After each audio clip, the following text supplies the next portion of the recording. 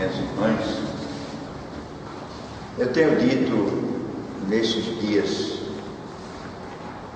logo após a celebração do Natal, é importante lembrar também hoje que o Natal está associado à Páscoa. Eu lembrava da matrícula no colégio, é o começo, e lembrava do diploma, é o fim. Pelo meio, entre a matrícula e o diploma, há uma missão a se cumprir. Período de aprendizado, experiência transmitida pelos professores,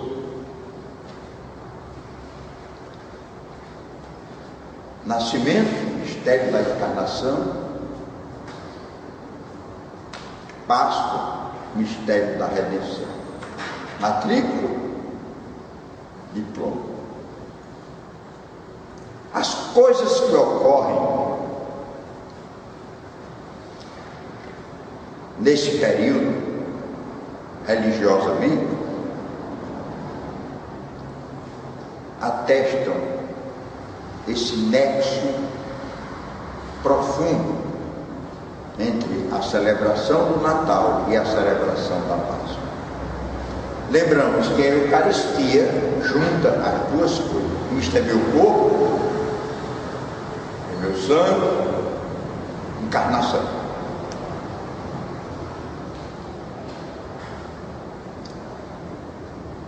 Quem come deste pão e bebe deste vinho, quem come desta carne e bebe deste sangue, eu ressuscitarei no último dia. Ressuscitar é a Páscoa. E hoje, o Evangelho está falando de uma visita do menino ao templo de Jerusalém.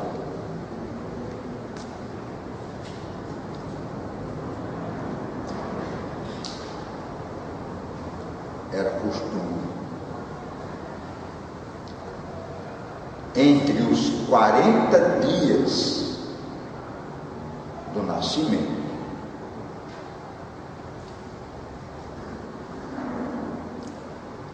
a mãe passar por um rito de purificação.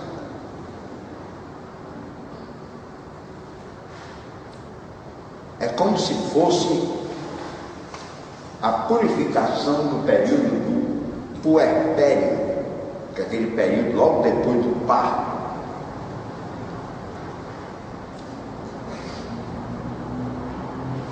Geralmente levava o filho como prova de que de fato recentemente se tornou mãe.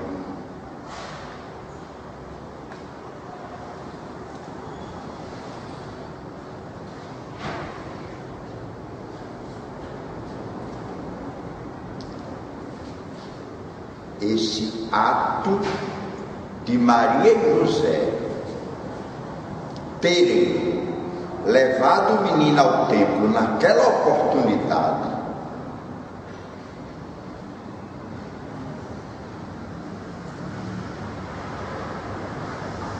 deve ter um sentido consacratório ou consecratório, de consagração.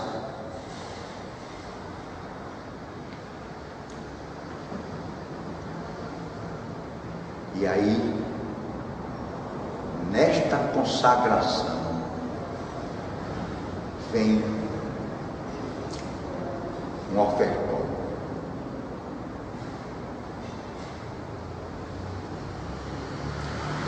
O menino estava nos primeiros dias de vida. já estava sendo oferecido a Deus Pai. E eu quero lembrar uma coisa.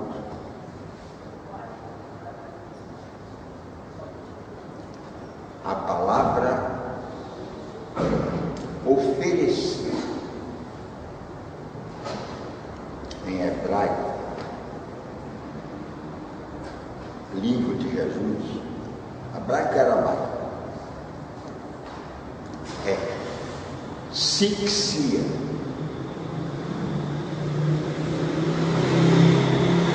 Oferecer em hebraico é sixia. Sacrificar em hebraico é sikriv. CIC é a raiz. Essa raiz está tanto em oferecer, siksia, como está em sacrificar, sikriv.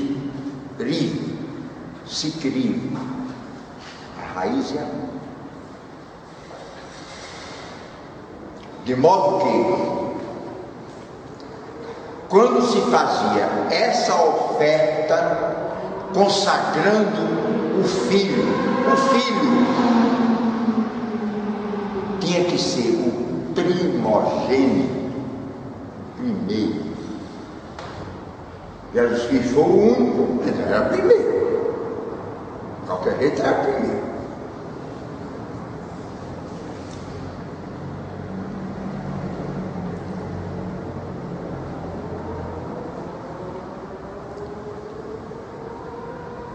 Era homem, era primogênito,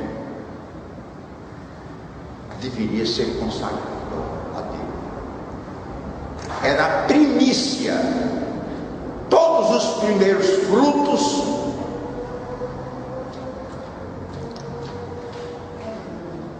no costume hebreu eram oferecidos ao Criador. Foi Deus que criou tudo, criou as plantas, criou as árvores, criou as fruteiras, todos os frutos primeiros eram oferecidos a Deus.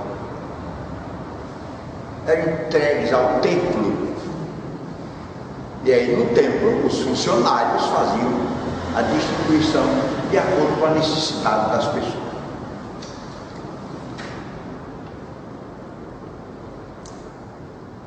Os animais, só os machos. Os homens, só os machos. Costume do povo hebreu.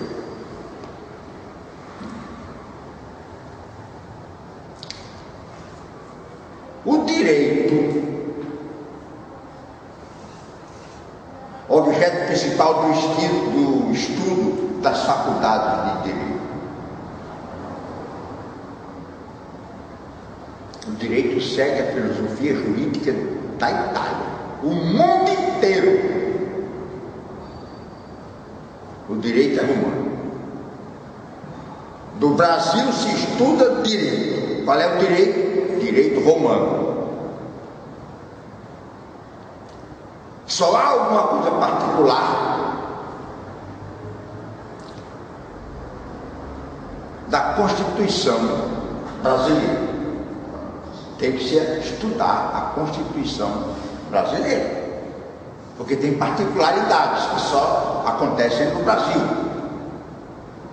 Mas o fundamento do direito no mundo é romano.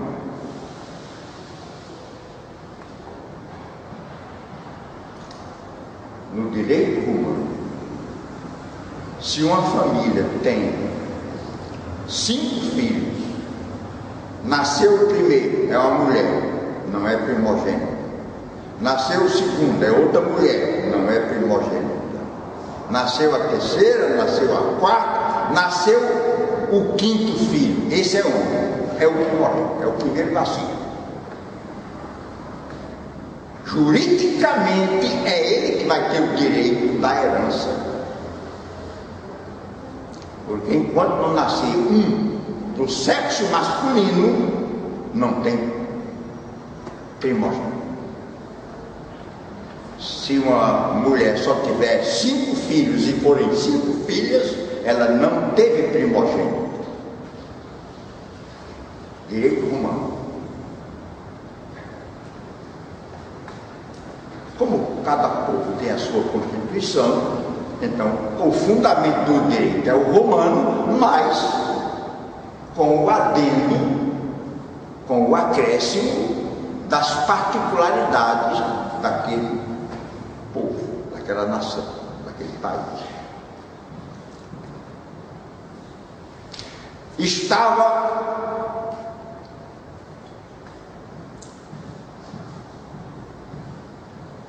nesse período dos 40 dias em que o filho homem primeiro nascido iria ser consagrado. Aí diz o Evangelho, por inspiração do Espírito Santo, que havia prometido a Simeão de ele não morrer antes de ver o Filho de Deus. Ele teve a ideia de naquele dia ir ao templo, que era exatamente o dia em que os pais, Maria e José, levaram o filho. Aí então ele disse, agora Senhor, pode me levar, Rabi. Agora, ele vai ser uma pedra de tropeço. Ou seja, os contemporâneos de Jesus tiveram que se comportar ou contra ou a favor. Não tinha ninguém indiferente. Pedra de contradição. Ou é contra ou é a favor. Virou-se para Nossa Senhora e disse, e a senhora vai ter o coração traspassado por uma espada. É daí que vem a devoção Nossa Senhora das Dores.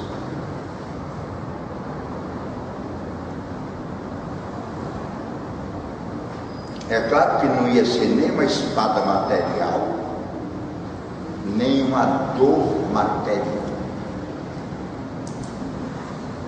Era a dor de ver o filho daquele jogo. Imagine uma mãe que sabe por inspiração de Deus qual é a missão divina do filho. E nós fizemos uma leitura da sua missão a ponto de dizer, solta Barrabás e crucifica Jesus. Não foi a jurisprudência que disse isso. Opa.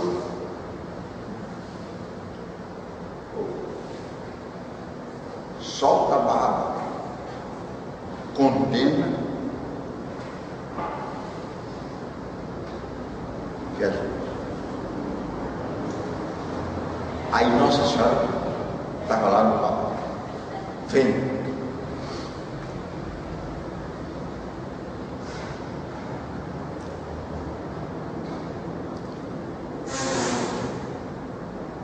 E a lei, na época, que era a lei romana, não era a lei hebraica. A lei hebraica manda matar por apedrejamento. A lei romana é que mandava matar por crucifixão.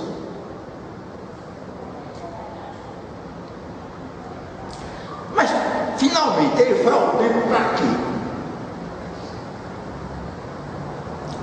Foi para a purificação? Purificação de quê? Jesus Cristo. purificação de Maria. Purificação de quê? Concebida sem pecado. Também podia ser por resgate. Alguém preso, condenado à morte,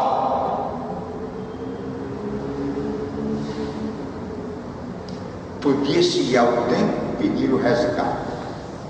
O resgate tinha um preço material.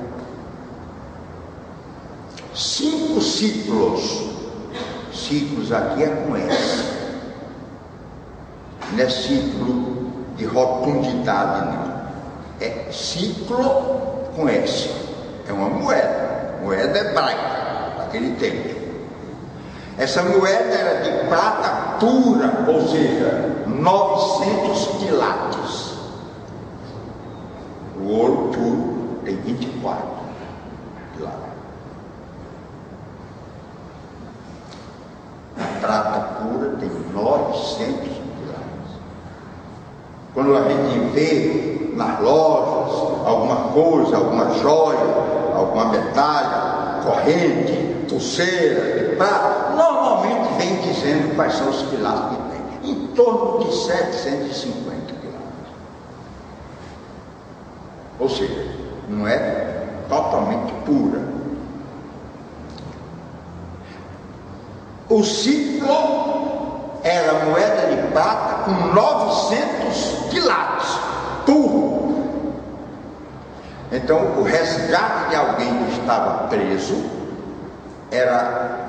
valia 5 ciclos. Cada ciclo pesa 6 gramas. Eram 30 gramas.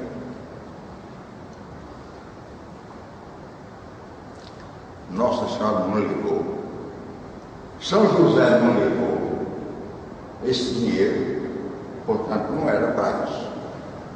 Resgate de alguma coisa. Era para oferecer. Ele não era macho? Era. Não era o primeiro? Era. Então tinha que oferecer. Esse oferecimento tem sentido sacrificial. Eu perdi o que era meu, sentia a mãe, sentia o pai. Esse filho não é mais, ele pertence a Deus Criador. É por isso que o verbo que se diz nessa hora, eu vos ofereço, é o verbo sixia, que é conjugado com o verbo ciprive. A raiz é a mesma. Esse oferecer é o mesmo verbo quando os animais eram sacrificados no templo. Cordeiro que era sacrificado no templo, o famoso bode expiatório. Quando a gente quer botar culpa numa pessoa, aquela pessoa é chamada de bode expiatório. Ele não tem nada a ver com a história, mas estão carregando a culpa nele. Então Jesus Cristo foi um bode expiatório. E São João chamou Cordeiro de Deus que tira o pecado do mundo. Pecado por quê? A culpa ia toda para cima dele. Dá fim a ele, só aparece a culpa. Quer dizer, Jesus foi oferecido com o sentido de sacrifício. Ele tinha acabado de nascer. Mistério do Natal, da encarnação. Vai ser oferecido como vítima sacrificial. Sacrificial é Páscoa. Então a sua missão se decidia a partir daqueles primeiros momentos. Ele foi oferecido com o sentido de sacrifício. E por conta desse sacrifício vinha a dor de Maria. Uma espada transpassará o seu coração. E como o número 7 é um número básico no sentido de completude das coisas, é o sacrifício maior. O sacrifício maior era o dessa espada. Aí a liturgia manda colocar 7 espadas no coração da nossa Senhora. Quem comprar um quadro ou uma escultura de Nossa Senhora das Dores, vai verificar que ela tem 7 espadas, que é a completude da dor. A dor maior é representada pelo número 7. Como Simeão disse que ela ia ser transpassada por uma espada, para se inserir no contexto dos números na Bíblia, então não é uma espada, são 7. Nada mais sofrimento ou maior sofrimento do que aquela mãe que sabe da natureza do seu filho naquela situação. Ou seja, Natal e Páscoa, nascimento e morte são coisas juntas na celebração de qualquer uma das faces da vida de Jesus Cristo, desde o nascimento até a morte. Aquele ofertório dele no templo traz a decisão firme da Páscoa. Só que essa decisão corajosa em Jesus Cristo se transmite a nós, porque ele disse ao povo: vocês vão sofrer perseguição como eu sofri, vocês vão sofrer rejeição como eu sofri, vocês vão receber morte como eu recebi, porque o discípulo não é maior que o outro. Se nós somos cristãos, seguimos Jesus Cristo. A nossa decisão parece mais suave, mas ela deve ter a perspectiva do sacrifício. A alegria do Natal significa a alegria da salvação.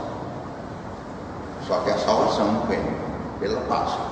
E a Páscoa é a celebração da paixão, morte e ressurreição de Jesus Cristo. Celebrando a Eucaristia, estamos fazendo tudo de uma vez só. Em nome do Pai, do Filho e do Espírito Santo. Amém.